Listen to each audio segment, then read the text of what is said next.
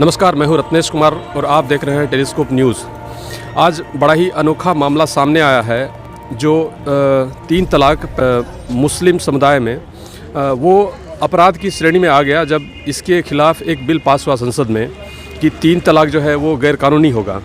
लेकिन लोग जो हैं उससे अभी भी बाज नहीं आ रहे हैं। विशेषकर इस मामले में जो है वो कानून तोड़ने वाला और ये आपराधिक मामला बनाने वाला जो स्वयं एक पुलिस वाला रहा है, ये उनका मामला है।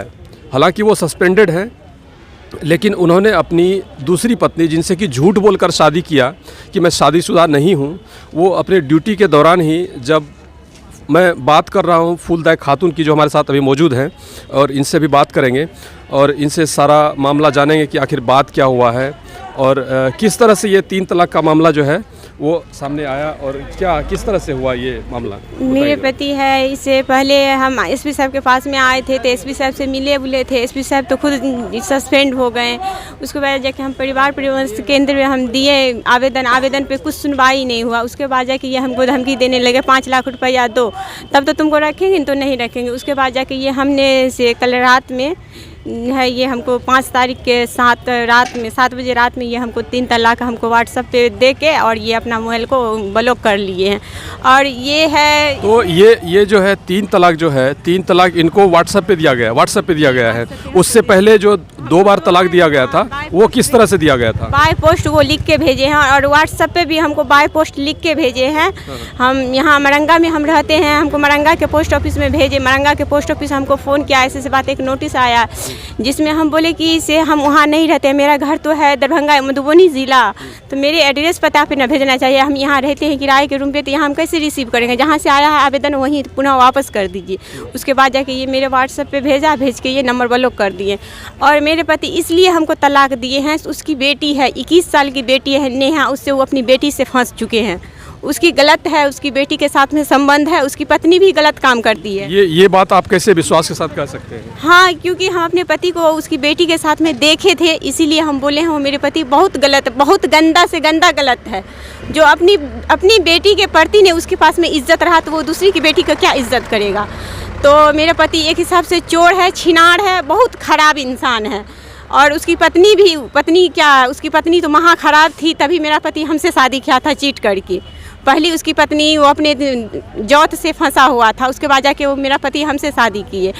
जब अब जाके वो पति मेरा हमको छोड़ के वो अपनी बेटी से फंस चुका है। देखिए फंसाने की बात जो है ये तो हम नहीं करेंगे, लेकिन आपसे जो है ये सवाल जो है ये रहेगा कि ये बात यहाँ तक चली आई, यहाँ तक पहुँच गई ये बात कि आप एक शादीशुदा आदमी जो है वो आपसे झूठ बोलकर शादी कर लेता है और उसके बाद इन्होंने जो है वो कंप्लेंट किया था तो वो नौकरी से सस्पेंड भी हो चुके हैं।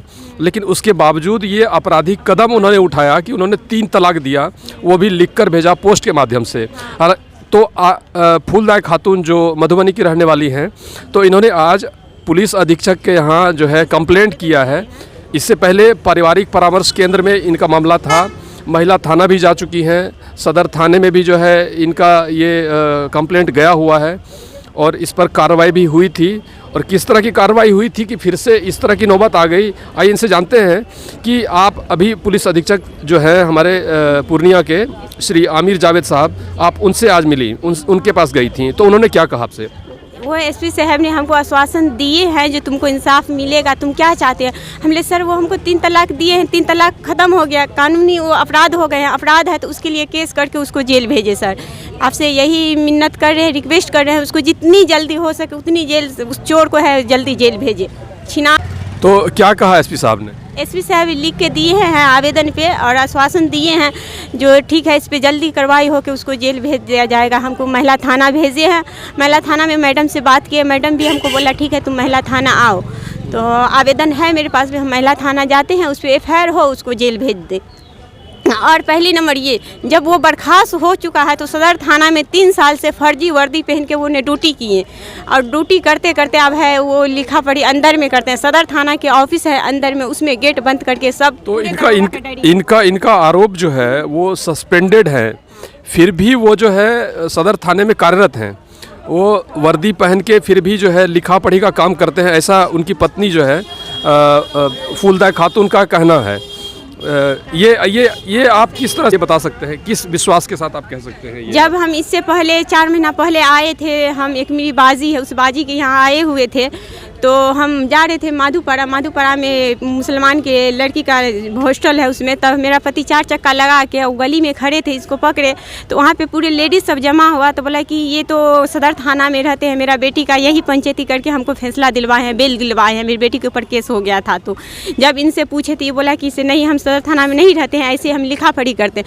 जब फिर आदमी और जुटा तो और आदमी बोला कि नहीं, ये सदर थाना में ये है जो ये लिखा पढ़ी करते हैं, वर्दी पहन के ये ड्यूटी भी करते हैं, रात को गश्ती भी करते हैं, रात्रि गश्ती, दीवा गश्ती, संध्या गश्ती। इससे पहले जो सदर थाना में जो एसपी तो ये सवाल जो है, ये सवाल बहुत ही बड़ा सवाल है कि आखिर एक सस्पेंडेड पुलिस कर्मी जो है पुलिस की ड्यूटी कैसे निभा रहा है, ये सवाल भी है। हालांकि ये जांच का विषय हो सकता है कि आखिर बात क्या है, बात में कितनी सच्चाई है, लेकिन मामला यहाँ जो है वो आपराधिक ये है कि उन्होंने 3 तलाक दिया है अपनी पत्नी को, और उससे पहले ये मामला आपराधिक इस तरह से था कि उन्होंने अपनी पहली पत्नी को बिना तलाक दिए जो है झूठ बोलकर शादी की। इसके बिना पर वो सस्पेंड भी हुए, लेकिन उनके अपराध का ग्राफ जो है वो नीचे नहीं जा रहा है, वो ऊपर ही जाता जा रहा है। आप देख सकते हैं, हमारे साथ मौजूद हैं फूलदा खातून और उनकी पत्नी जो है वो सब इंस्पेक्टर जमील थे जी, सब इंस्पेक्टर जमील, और उनकी और फूलदा खातून की ये बेटी है। आप देख सकते हैं कितनी छोटी बेटी है इनकी, और इस अवस्था में उन्होंने 3 तलाक दिया है, इनको खर्च नहीं मिलता है, आखिर ये अपना गुजारा कैसे करेंगी? देखिए, मुस्लिम समाज के अंदर बहु विवाह का प्रचलन रहने के कारण नारी के ऊपर काफ़ी अत्याचार होता है। एक शादी करने के बाद लोग दूसरी शादी, तीसरी शादी, चौथी शादी तक कर लेते हैं, और जब किसी से मन भर जाता है तो उसको 3 तलाक दे देते हैं और उसको ठुकरा देते हैं। वो दर के ठोकरें खाने के लिए विवश हो जाती है, उसके बाल बच्चे भुखमरी के कगार पर पहुंच जाते हैं। इन्हीं सब बातों को ध्यान में रख कर के केंद्र की सरकार ने 3 तलाक पर प्रतिबंध लगाने का काम किया और कानून बनाया कि 3 तलाक का जो उल्लंघन करेंगे, जो ऐसा करेंगे, 3 तलाक देंगे, उन्हें कानूनी रूप से दोषी समझा जाएगा। अब सवाल ये उठता है कि आपको अगर 3 तलाक दे दिया गया और आप घर में बैठे हुए हैं तो कानून तो आपके पीछे पीछे नहीं जाएगी, आपको स्वयं आगे आना होगा।